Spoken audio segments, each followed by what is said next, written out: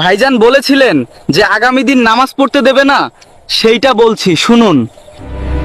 আপনার আজান আগামী দিন হবে না, আপনার মসজিদ আগামী দিন থাকবে না, আপনার বোরখা আগামী দিন থাকবে না, আপনার দাড়ি আগামী দিন রাখতে পারবেন না, আপনি লা ইলাহা ইল্লাল্লাহ মুহাম্মদ রাসূলুল্লাহ এই জমিনে বলতে পারবেন না।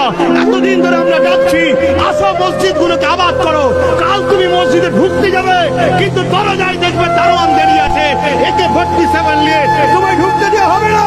সেই দিন আসছে, তার আগে তুমি সজাগ হও, জমিনে সেজদা দাও, রুকু দাও, তাসবিহ পড়ো, হাত তুলে মালিকের কাছে কাঁদো। আবার বদর তৈরি হবে, আবার ফেরেশতা আসবে, ইমাম মুয়াজ্জিন নেতৃত্বে এই পৃথিবীতে আমরা আবার মাথা তুলে বাঁচবো, ঠিক না বেজে?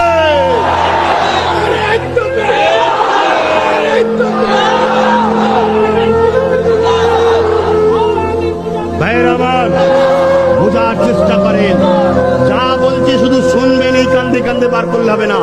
আর এখনই মেমোরিতে লোড করে নেন, ভাববেন ঘরে যে শুবার পরে আব্বাস সিদ্দিকী কি বলে গেল, কি বলে গেল ঘরে যে ভাববেন। আহা, কি অবস্থা, কি চলছে সমাজে, কি অবস্থা চলছে। বাপের আমার, ইব্রাহিম আলাইহিস সালামকে আল্লাহ বাজিয়েছে না বাজাইলে? আমাদের ঘরে যদি আল্লাহ একটু বাজায়, আল্লাহর জন্য মার খেতে পারবেন না? আল্লাহর জন্য শুকিয়ে থাকতে পারবেন না? আল্লাহর জন্য হক পথে হাঁটতে পারবেন না? আল্লাহর জন্য হাঁটতে গিয়ে আপনার যদি জেল যেতে হয়, অসুবিধা আছে? আল্লাহর জন্য আগাতে গিয়ে যদি আপনাকে শহীদ হতে হয়, অসুবিধা আছে? কিয়ামতের দিন যখন জান্নাতীরা জান্নাতে চলে যাবে, শুনছেন, জাহান্নামীরা জাহান্নামে চলে যাবে, আমার আল্লাহ জান্নাতীদের ঘরে জিজ্ঞেস করবে, জান্নাতীরা তোমাদের ঘরে যা ওয়াদা করেছিল আমার হাবিব আমার পক্ষ থেকে পেয়েছো? জান্নাতীরা তখন বলবে ইনশাআল্লাহ আমরাও থাকবো। বলবেন ইনশাআল্লাহ? থাকতে মন যাচ্ছে না? তাহলে ইনশাআল্লাহ। ভাইরা আমার, আমি তো দেখছি আপনারা আমাদের থেকে বুড়ো হয়ে গেছে। কি অবস্থা আপনাদের হাল, আবার ফিরতে চাইনি। কি খান ভাত, ওই জন্য ঘুমিয়ে পড়ছেন শুধু।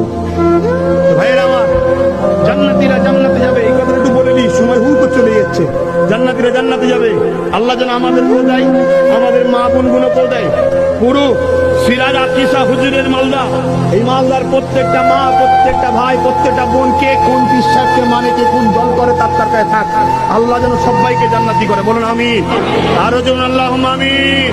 আর আমরা মানি মুজাদ্দেদ জামানকে আমাদের জন্য দাদা হুজুরটাই থাক।